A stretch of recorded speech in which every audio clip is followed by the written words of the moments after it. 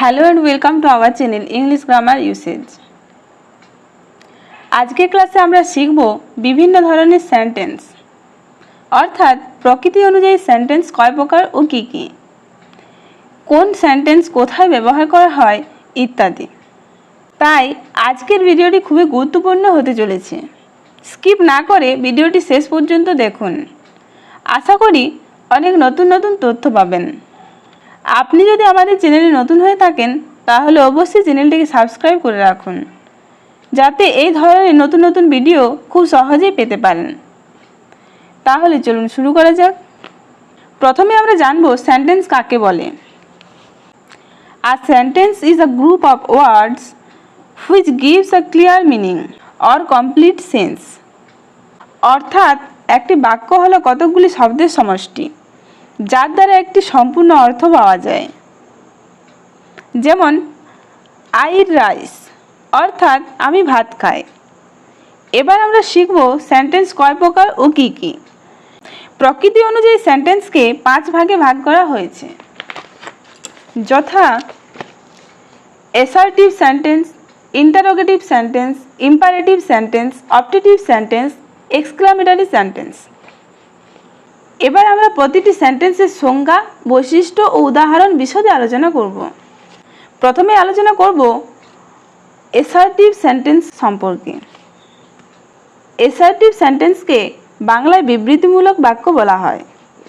যে বাক্যে কোনো কিছুর বর্ণনা বা বিবরণ দেওয়া হয় তাকে অ্যাসার্টিভ সেন্টেন্স বলা হয়। যেমন the sun rises in the east, অর্থাৎ সূর্য পূর্ব দিকে ওঠে। এখানে একটি বর্ণনা দেওয়া হচ্ছে, তাই এটি একটি অ্যাসার্টিভ সেন্টেন্স। অ্যাসার্টিভ সেন্টেন্সের আরও কিছু উদাহরণ দেখে নেব। আই গো টু স্কুল, অর্থাৎ আমি বিদ্যালয়ে যাই। I do not waste money, অর্থাৎ আমি টাকা নষ্ট করি না। If you come I shall be happy, অর্থাৎ তুমি যদি আসো আমি খুশি হব। হি ওয়াজ রাইটিং আ লেটার, অর্থাৎ সে একটি চিঠি লিখছিল। He said that he was busy, অর্থাৎ সে বলেছিল যে সে ব্যস্ত ছিল। Our school is big and beautiful, অর্থাৎ আমাদের বিদ্যালয়টি বড় এবং সুন্দর। As I was ill I could not attend school, অর্থাৎ যেহেতু আমি অসুস্থ ছিলাম তাই আমি বিদ্যালয়ে উপস্থিত থাকতে পারিনি। Tagore was a great poet, অর্থাৎ রবীন্দ্রনাথ ঠাকুর একজন মহান কবি ছিলেন। He is as cunning as a fox, অর্থাৎ সে একজন শিয়ালের মতোই চতুর। এবার আমরা শিখব ইন্টারোগেটিভ সেন্টেন্স কাকে বলে। যে সেন্টেন্সের দ্বারা একটি প্রশ্ন করা হয় তাকে ইন্টারোগেটিভ সেন্টেন্স বলা হয়। যেমন ডু ইউ লাইক ফুটবল, অর্থাৎ তুমি কি ফুটবল পছন্দ করো। একইভাবে উইল ইউ গো দেয়ার, অর্থাৎ তুমি কি সেখানে যাবে। Can I forget the story, অর্থাৎ আমি কি গল্পটি ভুলতে পারি।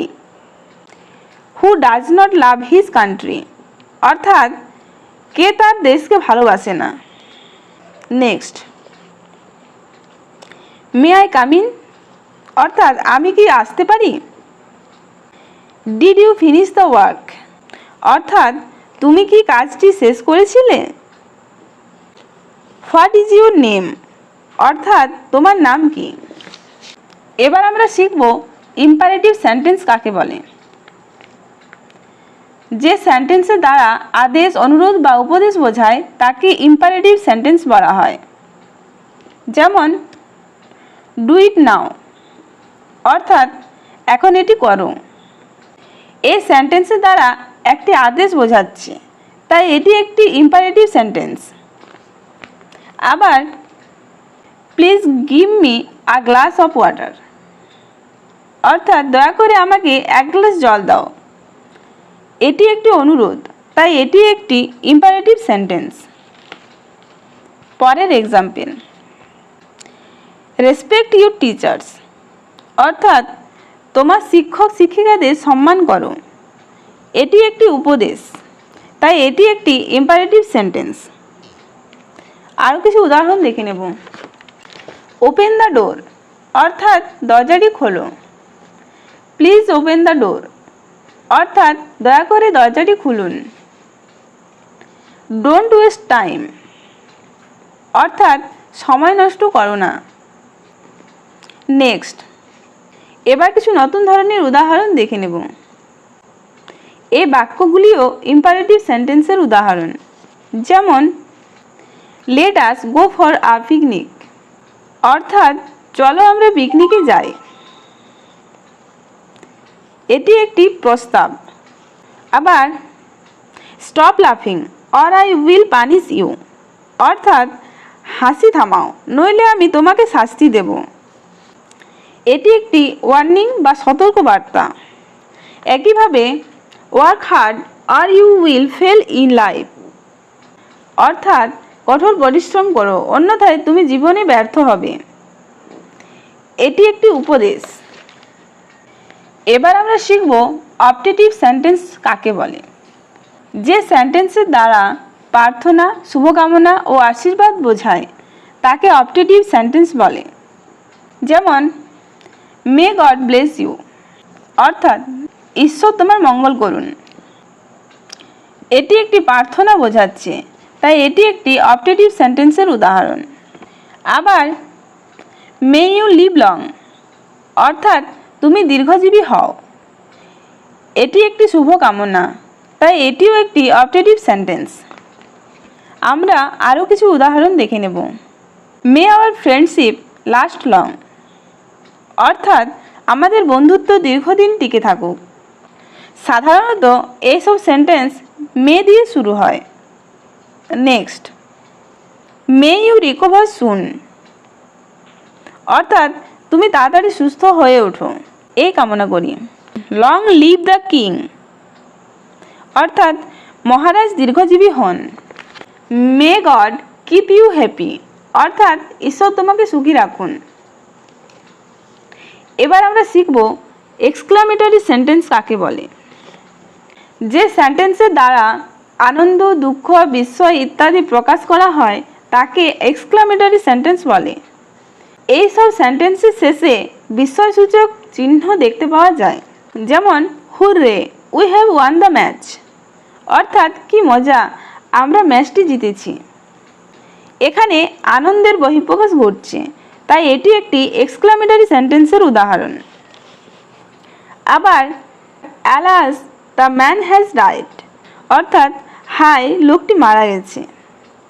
এখানে দুঃখের বহিঃপ্রকাশ ঘটছে, তাই এটি একটি এক্সক্লামেটরি সেন্টেন্সের উদাহরণ। পরের example, what a nice place অর্থাৎ জায়গাটি কতই না সুন্দর। এখানে বিস্ময় প্রকাশ পাচ্ছে, তাই এটিও একটি এক্সক্লামেটরি সেন্টেন্সের উদাহরণ। এক্সক্লামেটরি সেন্টেন্সের আরও কিছু উদাহরণ দেখে নেব। Hurray today is a holiday অর্থাৎ কি মজা, আজ একটি ছুটির দিন। Alas I have lost my smartphone অর্থাৎ হায় আমি আমার স্মার্টফোনটি হারিয়ে ফেলেছি। গুড বাই মাই ফ্রেন্ডস অর্থাৎ বিদায় বন্ধুরা। গুড মর্নিং স্টুডেন্টস অর্থাৎ সুপ্রভাত ছাত্রছাত্রীরা। Bravo you have played well অর্থাৎ এগিয়ে যাও, তুমি খুব ভালো খেলেছ। এবার কিছু অন্য ধরনের উদাহরণ দেখে নেব। Congratulations you have stood first in the class অর্থাৎ অভিনন্দন, তুমি ক্লাসে প্রথম হয়েছ। Poor fellow how sad you look অর্থাৎ বেচারা তোমাকে কত দুঃখী লাগছে। আজকের আলোচনা এখানেই শেষ করছি। ভিডিওটি ভালো লেগে থাকলে অবশ্যই লাইক, কমেন্ট এবং শেয়ার করবেন। ভিডিওটি কেমন লেগেছে তা অবশ্যই কমেন্ট বক্সে জানাবেন। এই ধরনের আরও নতুন নতুন ভিডিও পেতে আমাদের চ্যানেলটিকে অবশ্যই সাবস্ক্রাইব করে রাখুন। ধন্যবাদ।